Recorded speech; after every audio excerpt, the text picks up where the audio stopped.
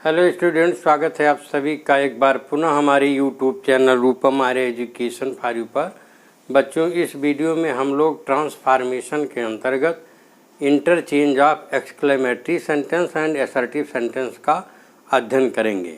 यानी इसमें हम अध्ययन करेंगे कि एक्सक्लेमेटरी सेंटेंस को असर्टिव सेंटेंस में कैसे ट्रांसफॉर्म किया जाए और असर्टिव सेंटेंस को एक्सक्लेमेटरी सेंटेंस में कैसे ट्रांसफॉर्म किया जाए। तो आइए सबसे पहले हम एक्सक्लेमेटरी सेंटेंस को समझते हैं। एक्सक्लेमेटरी सेंटेंस को हिंदी में हम कहते हैं विस्मय बोधक वाक्य। विस्मय का अर्थ होता है आश्चर्य, और एक्चुअली आश्चर्य कब होता है? जब कोई चीज़ या कोई घटना ऑल ऑफ सडन घटित होती है, यानी जिसका उम्मीद ना की जाए या जिस घटना की उम्मीद ना की जाए, अगर वह घटना ऑल ऑफ सडन घटित होती है तो ऐसी स्थिति में हमारे अंदर से एक सडन फीलिंग्स निकल करके आती हैं। वह सडन फीलिंग्स या तो वंडर की हो सकती हैं, आश्चर्य की हो सकती हैं, या जॉय की हो सकती है। जॉय मीन्स खुशी की हो सकती है। अगर अचानक हमको कोई खुशी की खबर मिल जाती है जिसकी हम उम्मीद नहीं करते हैं, तो वहाँ पर हमारे अंदर खुशी का भाव उत्पन्न होगा। और यदि कोई दुख भरी घटना घटित हो जाती है ऑल ऑफ सडन, तो हमारे अंदर दुख का भाव उत्पन्न होता है। या ऑल ऑफ सडन कुछ ऐसी चीज़ हम देखते हैं तो या हमारे अंदर विश, इच्छा की भावना उत्पन्न हो जाती है। ओके, तो इस प्रकार से एक्सक्लेमेटरी सेंटेंस के अंतर्गत हमारे हृदय के अंदर उठने वाली सडन फीलिंग्स, आश्चर्य की, खुशी की और दुख की व्यक्त होती हैं। ओके, आइए इसको हम कुछ एग्जाम्पल्स के माध्यम से समझते हैं कि यदि एक्सक्लेमेटरी सेंटेंस दिया हुआ है तो उसको हम असर्टिव सेंटेंस में कैसे ट्रांसफॉर्म करेंगे। ओके, यहाँ पर मैंने कुछ सेंटेंस लिखा है, आप देखिए one by one. How fearful the night is. यहाँ पर पहले सेंटेंस को देखिए। अगर इसकी हिंदी में अर्थ हम निकालें तो अर्थ निकलेगा कि नाइट कितनी डरावनी है। ओके, इसी तरह से दूसरा सेंटेंस दिया है, how beautiful the rain is. कितनी सुंदर वर्षा है। ओके, इसी तरह से थर्ड सेंटेंस है, what a great fool you are. आप कितने बड़े मूर्ख हो। ओके, तो इस प्रकार से आप देखेंगे कि फर्स्ट दो सेंटेंसेस में हाउ आया हुआ है और थर्ड में व्हाट आया हुआ है। ट्रांसफॉर्मेशन में आपको यह चीज़ विशेष ध्यान में रखना है कि आपका जो एक्सक्लेमेटरी सेंटेंस है वह असर्टिव में तो ट्रांसफॉर्म हो जाए। ट्रांसफॉर्म का मतलब होता है रूपांतरण, यानी असर्टिव सेंटेंस में हो जाए, लेकिन अर्थ या अर्थ का भाव वही होना चाहिए जो एक्सक्लेमेटरी सेंटेंस का भाव हो। ओके, तो एक बात आप याद रखें कि यदि सेंटेंस में हाउ या व्हाट दिया हो, ओके, तो ऐसे में आप उसमें वेरी या ग्रेट लगा करके उसे असर्टिव सेंटेंस में ट्रांसफॉर्म कर देंगे। तो यदि हमको फर्स्ट सेंटेंस का असर्टिव सेंटेंस बनाना हो तो जो हमारा बनेगा, पहले देखिए आप सब्जेक्ट ले लीजिए। किसके विषय में बात हो रही है? नाइट के विषय में। तो इसी सब्जेक्ट को आप ले लें और आप लिखेंगे the night is very fearful. आप इसे देखें, यहाँ पर वेरी लगा दिया गया है और आपका सेंटेंस असर्टिव है। असर्टिव सेंटेंस SVO होता है। ओके, इसी तरह से सेकंड सेंटेंस देखिए, how beautiful the rain is. कितनी सुंदर वर्षा है। मान लो आप गर्मी से बिल्कुल आप बेहाल थे और ऑल ऑफ सडन ठंडी हवा चली और बारिश होने लगी, तो अचानक आपके अंदर एक खुशी का भाव आता है और आप रेन की प्रशंसा करते हुए कह देते हैं how beautiful the rain is. Okay, तो यहाँ पर भी आश्चर्य का भाव होता है। ओके, तो इसको अगर आप असर्टिव में ट्रांसफॉर्म करेंगे तो इसका सब्जेक्ट आप लेंगे द रेन। ओके, तो द रेन आपका सब्जेक्ट हो गया और सब्जेक्ट के बाद में लगाते हैं वर्ब।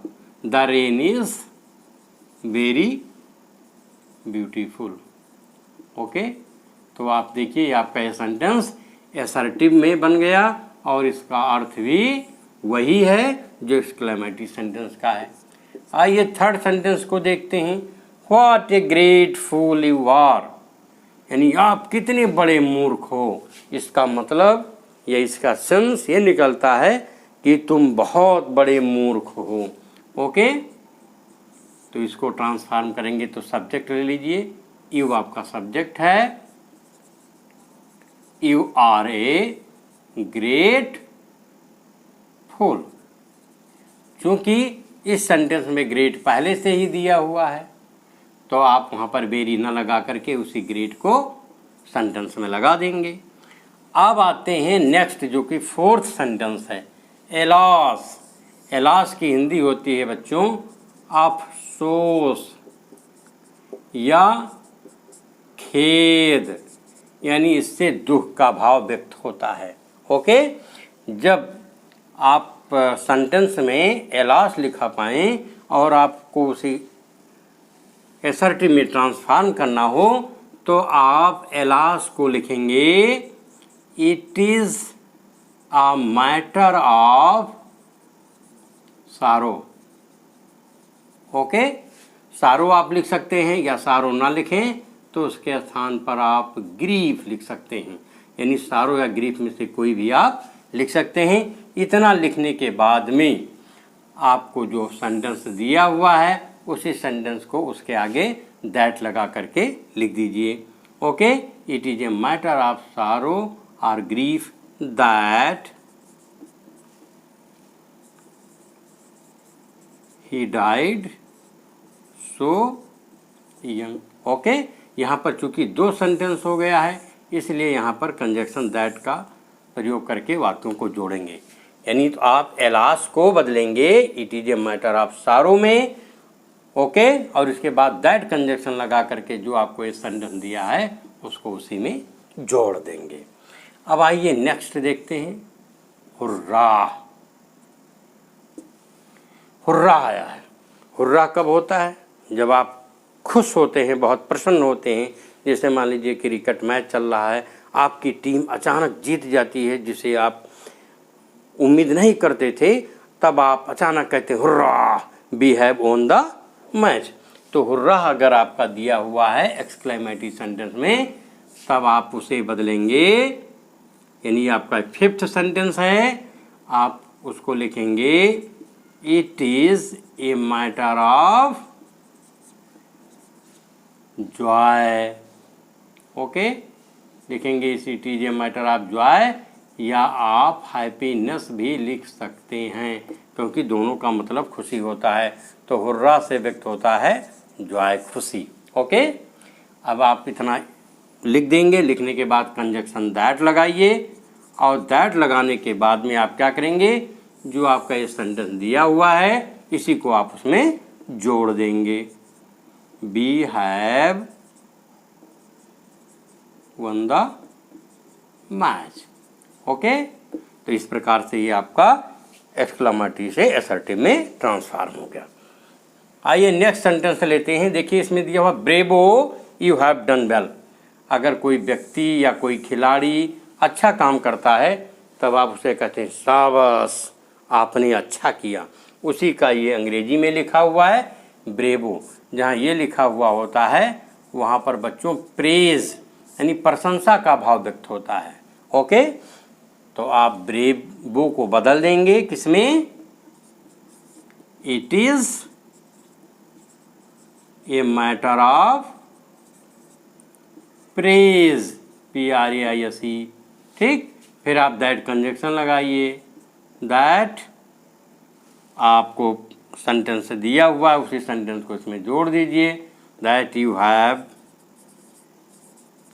Done well. ओके, तो इस प्रकार से आपका असर्टिव में ट्रांसफॉर्म हो गया।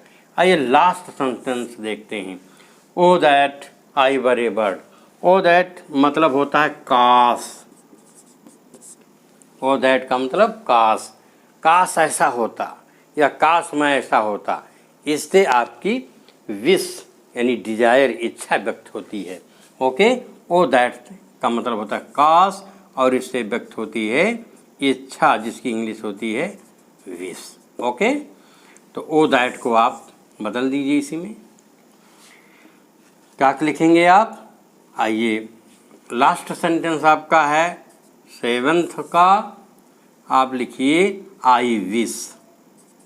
ओके, अब आई विश लिख दिया, आपका आई प्रिंसिपल क्लास हो गया, तो दैट लगा दीजिए conjunction, that I were a bird. Okay, तो इस प्रकार से आप एक्सक्लेमेटरी सेंटेंस को असर्टिव सेंटेंस में ट्रांसफॉर्म कर लेंगे। आपके बुक में जो भी एक्सरसाइज दिया हुआ है आप उसे करें, और यदि आपको कोई प्रॉब्लम हो तो आप कमेंट बॉक्स में लिख भी सकते हैं। ओके, आई होप आपको समझ में आ गया होगा। और यदि आप मेरे इस चैनल पर नए हों, आपने इसे अभी तक सब्सक्राइब न किया हो, तो आप इसे अवश्य सब्सक्राइब कर लें। ओके।